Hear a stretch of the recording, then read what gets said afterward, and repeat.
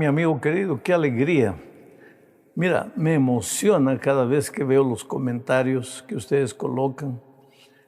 Y lo que realmente toca mi corazón es saber que unos oran por los otros. Hay mucha gente que pasa por el valle del dolor, de la sombra. Muchas madres piden que ore por sus hijos.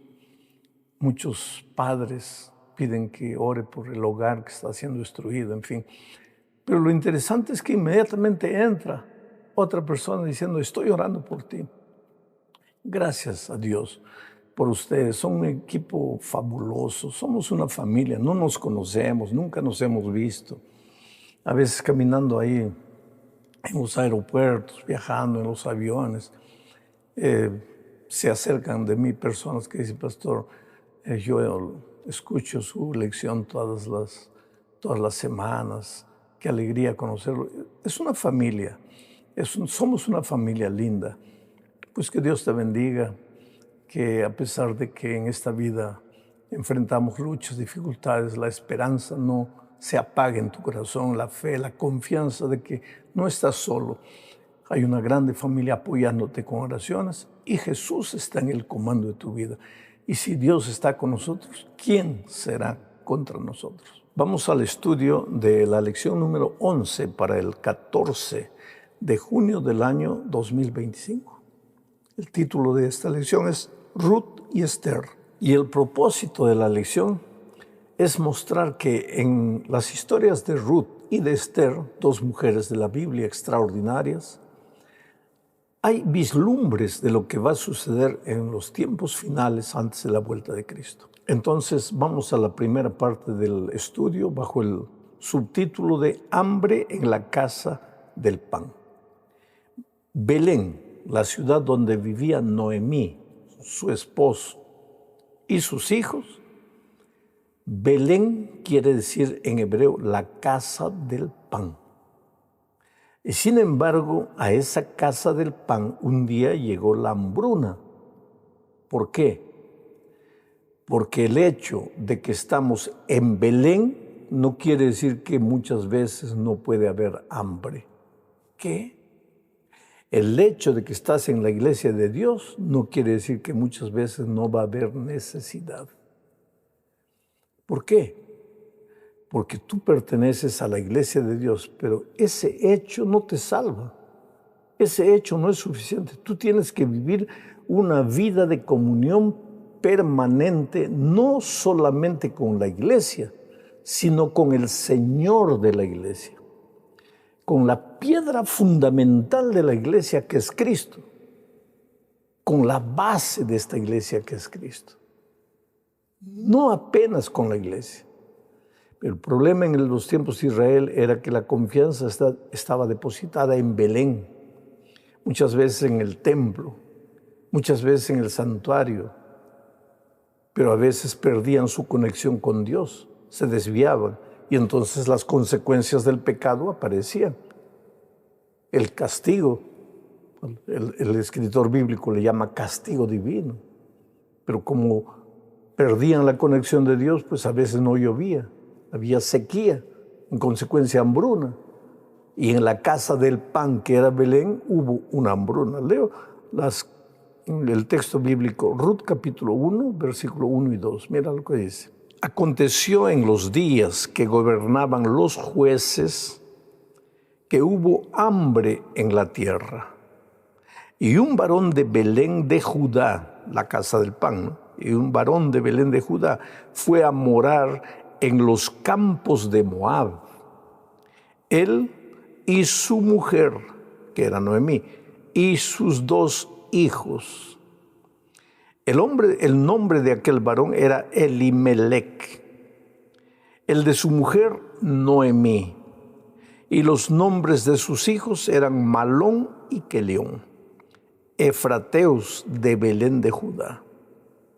Llegaron pues a los campos de Moab y se quedaron allí. Fueron circunstancialmente para Moab, circunstancialmente porque había hambre en Belén, pero no deberían haber ido para quedarse. Sin embargo, se quedaron, porque así somos los seres humanos. Estamos pasando por este mundo de dolor, de tristeza, circunstancialmente, porque un día Adán y Eva fallaron, se desligaron de Dios, se apartaron de Dios, desobedecieron. Ahora, circunstancialmente estamos caminando por el desierto de esta vida, pero recuérdate, circunstancialmente no es para quedarnos aquí. Elimelec, Noemí, sus hijos fueron a Moab, al desierto, circunstancialmente, no para quedarse, pero ellos se quedaron. Y hoy muchas veces nosotros tenemos la tendencia de creer que aquí esta tierra es nuestro hogar. Entonces trabajamos para vivir aquí, construimos cosas aquí, echamos raíces aquí, como si el Señor Jesucristo no fuese a volver un día. Pero Él vendrá. Y hay de aquel que esté arraigado a esta tierra. Yo trabajé entre los nativos de la ceja de la selva allá en mi país, ya lo dije muchas veces, y a veces yo les enseñaba a los hermanos que la venida de Cristo iba a ser sorpresiva y que estábamos en esta vida circunstancialmente. Y yo tenía una ilustración muy bonita porque la yuca, la mandioca, es parte del cultivo de los nativos allá. Y tú sabes que la yuca es una raíz. Pero hay un momento cuando hay que arrancar la raíz, la yuca, hay que cosecharla. Porque si tú dejas que la raíz crezca, llega un momento en que tú con la mano ya no la puedes sacar. Entonces nosotros tenemos que recordar que somos así como la mandioca. No podemos echar raíces en este mundo, para que cuando llegue el día de la gran cosecha, pues los ángeles nos arranquen fácilmente. No, pero muchas veces creemos que este mundo es nuestra tierra, nuestro hogar. No, no, no. Estamos aquí circunstancialmente, recuérdate eso. Vamos a la segunda parte del estudio. El título es Ruth y Boaz. Gracia no es merecimiento, es gracia. No te voy a contar toda la historia que tú conoces muy bien. Allá en Moab murió Elimelec. Murió también Malón y Quelión, los hijos. Pero ellos dos se habían casado con mujeres moabitas. Y quedó viuda Noemí con sus dos nueras. Y Noemí dijo, ha llegado el momento de regresar. Es interesante. Mientras su esposo y sus hijos estaban vivos, ella nunca pensó en volver a Belén, a su verdadera casa.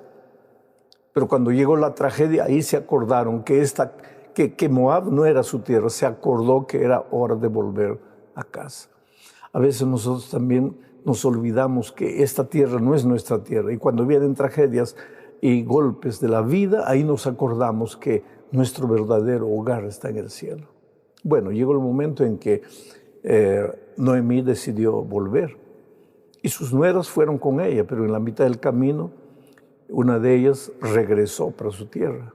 Pero Ruth decidió acompañar a su suegra, le dijo, tu tierra será mi tierra, tu pueblo será mi pueblo, tu Dios será mi Dios.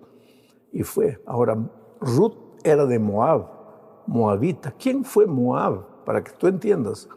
Moab fue un fruto del incesto de las hijas de Lot con Lot. Hicieron emborrachar al padre, estuvieron con el padre y uno de los hijos se llamó Moab. O sea, aparentemente Moab, y creció en el desierto, pues sin Dios, no prestó atención a Dios, hizo lo que quiso. Entonces la tierra de Moab era una tierra que no reconocía a Dios como su verdadero Dios.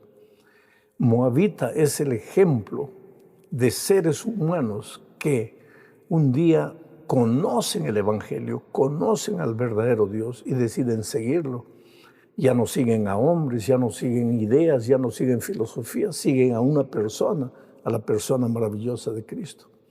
Ahora leo el texto. Aquí, bueno, voy a terminar de contar para entender este mensaje.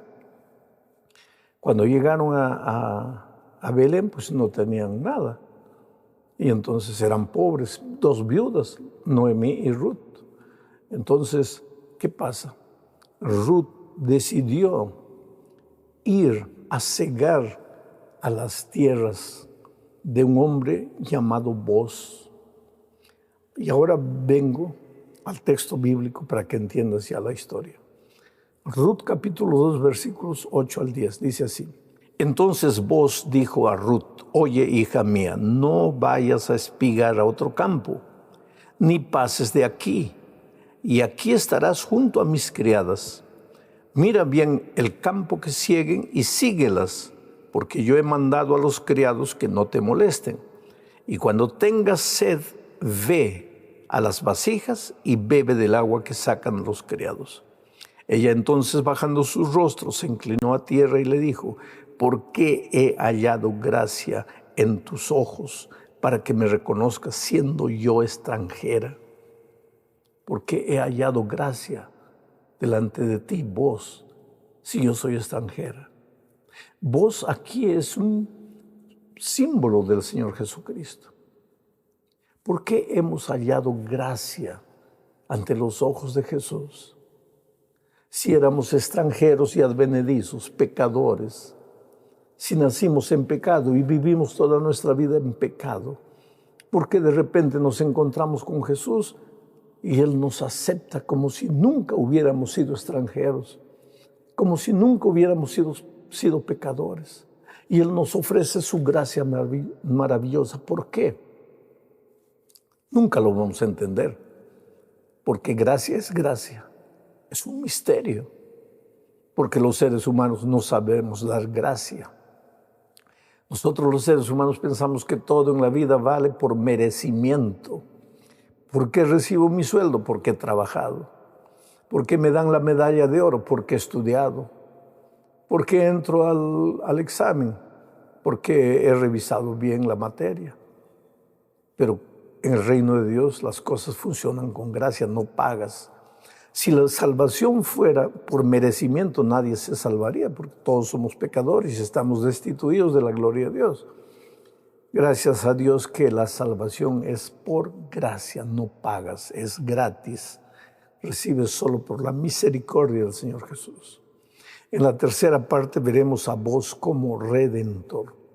Pero primero leo el texto de Ruth 3, 12 y 13. Dice así: y ahora, aunque es cierto que yo soy pariente cercano, estas son palabras de Booz, con todo eso hay pariente más cercano que yo.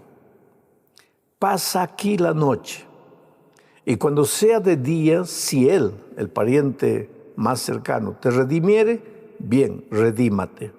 Mas si él no te quisiere redimir, yo te redimiré. Vive Jehová. Descansa pues hasta la mañana.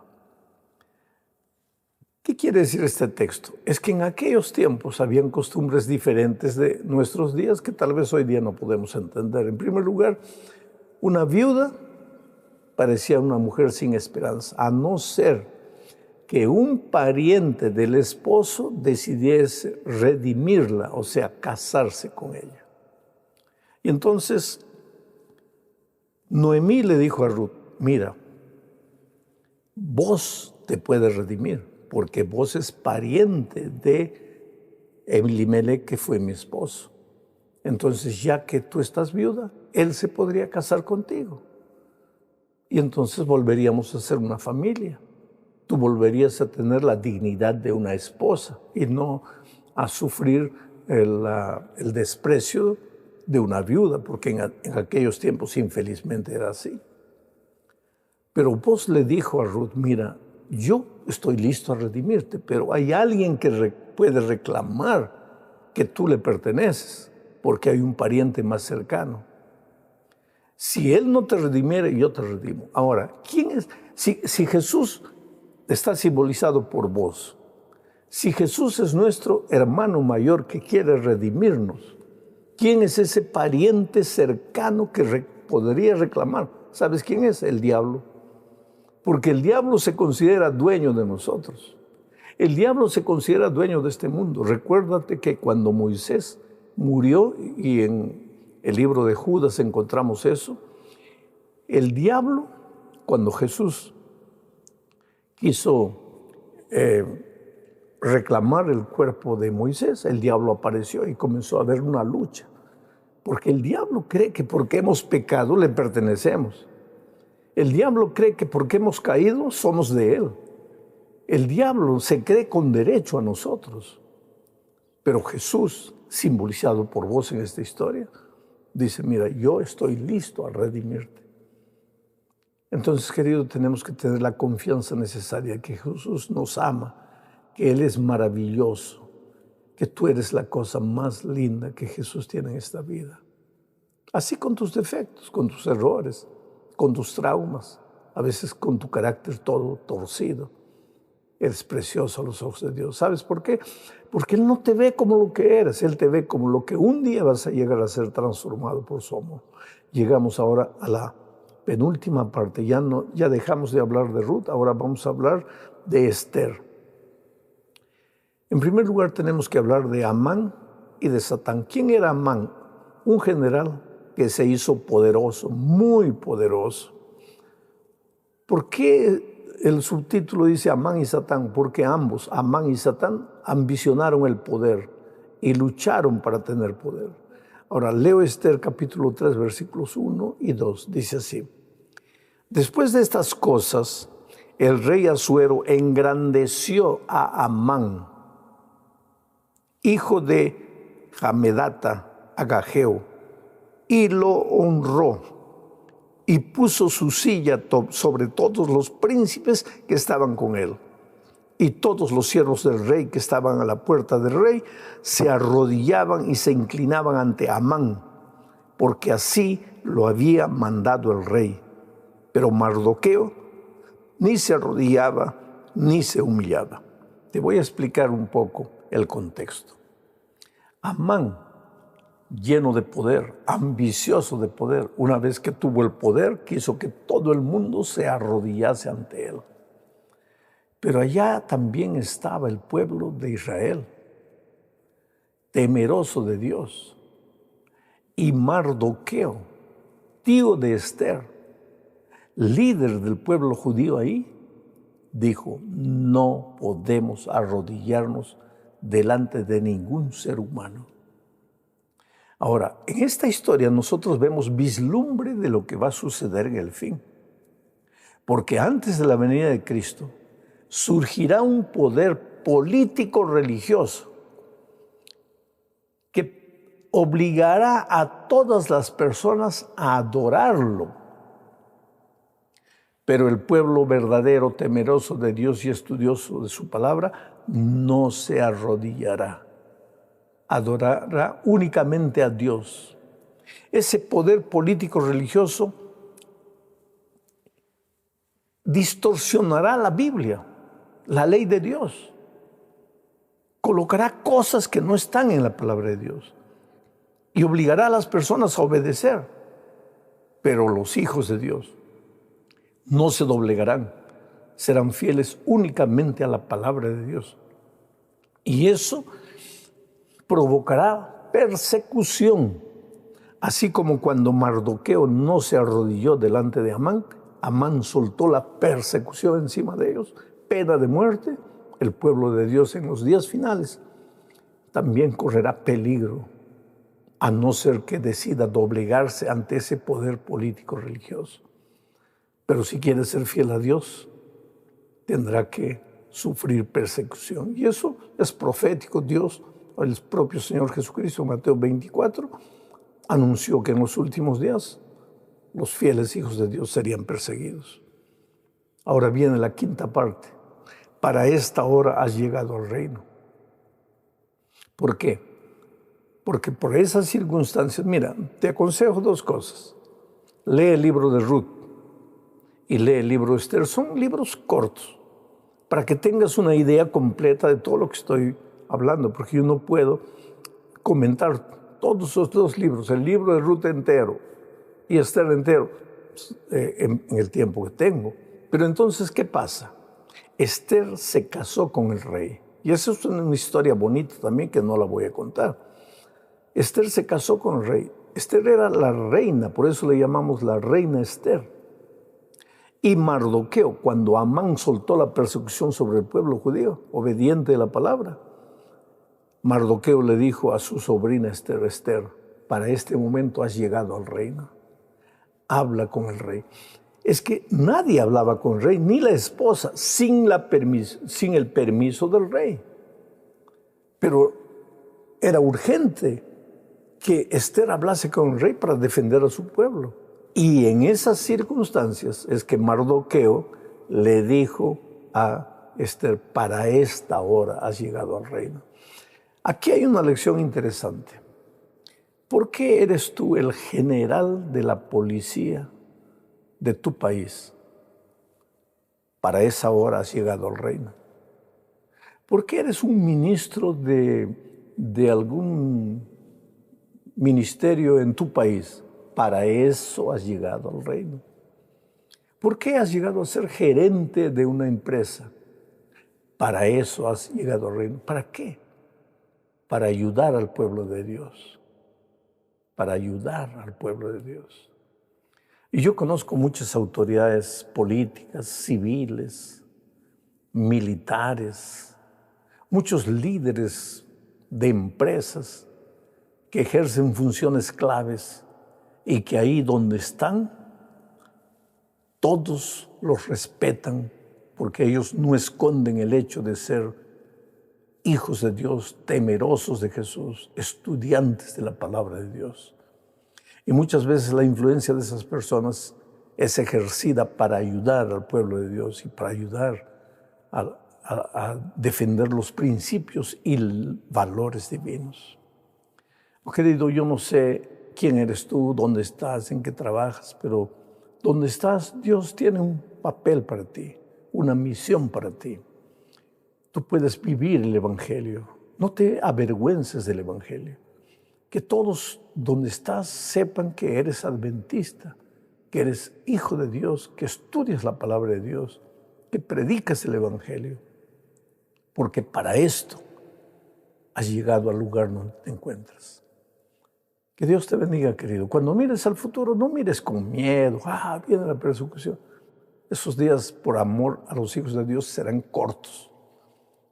Porque finalmente vendrá Jesucristo. Y ahí sí, tú te gozarás por toda la eternidad con el Señor Jesús. Pero pastor, es que mi vida es... No, querido, no te preocupes con tu vida. Busca a Jesús. Ve a Él. Llora en su regazo. Y prepárate para su segunda venida. En el nombre de Jesucristo. Dios te bendiga. Un abrazo.